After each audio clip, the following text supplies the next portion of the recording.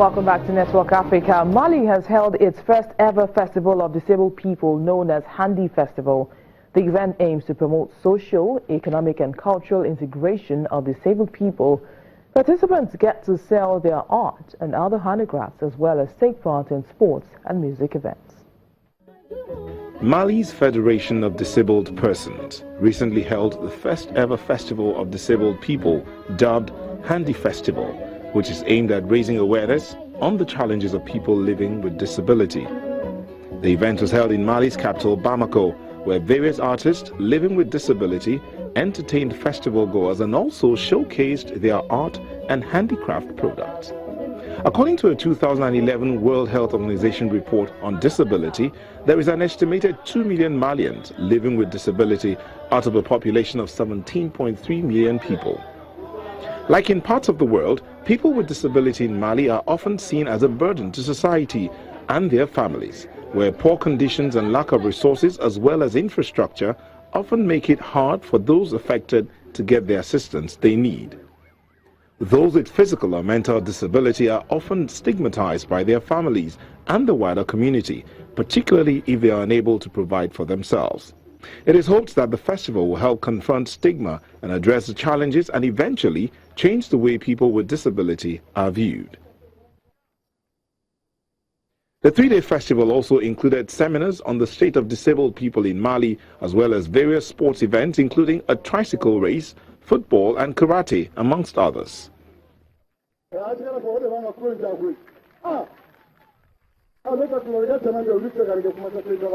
Mali's economy, which relies on agriculture and mining, has been hard hit by conflict between government forces and Islamic separatists in the north of the country. According to Handicap International, an American organization with relief operations in Mali, the number of people with disability could increase due to stray bullets, buried grenades and other unconventional weapons used in the conflict. And finally on the program, beekeepers in Egypt fear a decline in their businesses as a result of the shortage of sugar in the country. Beekeepers are calling on the government to do more to invest and support their trade. In Egypt's Shibin El Kom, beekeepers are harvesting honey for their bees. But these beekeepers fear their hives are under threat due to a shortage of sugar, as are the flowers and crops that their bees pollinate. Sugar became hard to find in recent months after the government took control of stocks to counter what it said was an epidemic of hoarding by merchants reacting to rising prices as a result of a shortage of foreign currency. A long time ago, the situation was better. The production was high. A cell could produce 25 kilograms a year. Now we consider ourselves lucky if it produces 2 kilograms.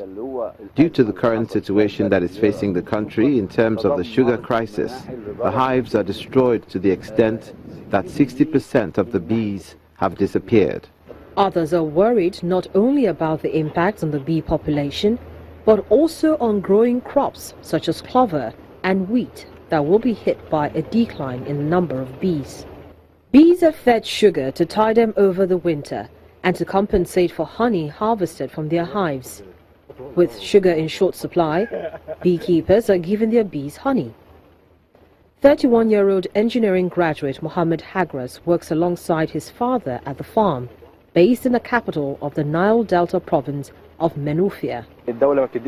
There is a sugar crisis and the bees have to receive nutrition through their winter hibernation. There is no nectar nor flowers. This is non-existent at the moment. So now, instead of profiting from taking the honey produced and selling it, we are now supplying it for the bees again instead of the sugar. Hagras recently hit the headlines for growing a beard of bees in a bid to raise awareness about the importance of the insects. He says the government should do more to stimulate the industry. The government is not helping the beekeepers. It is not providing any support in any way. We export approximately 1.5 million packages from Egypt to the Gulf. There are possibilities of investment in European countries or the US and Canada. Their prices are very high. Beekeeping in Egypt can be traced back to the time of the pharaohs, with the first hieroglyphs of bees dating back thousands of years. But as the economic crisis bites, beekeepers remain concerned about their own future.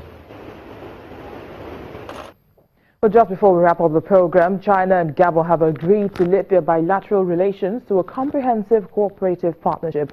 This is part of the decision reached by both countries when President of the Republic of Gabon, Ali Bongo, met in Beijing with Chinese President Xi Jinping while on a state visit.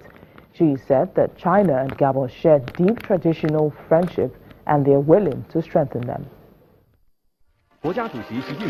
Chinese President Xi Jinping and President of the Republic of Gabon, Ali Bongo Ondimba, agreed on Wednesday that China and Gabon lift their bilateral relations to a comprehensive cooperative partnership, connecting their development strategies and planning mutually beneficial cooperation in various fields so as to realize mutual development.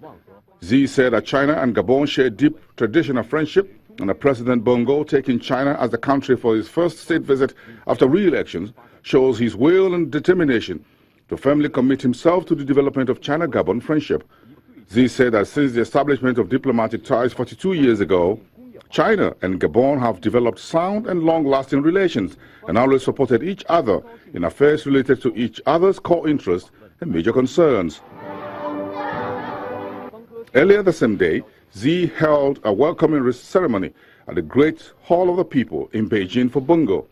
Xi called for strengthening security cooperation, noting China is ready to help Gabon develop its capacity in maintaining stability and law enforcement.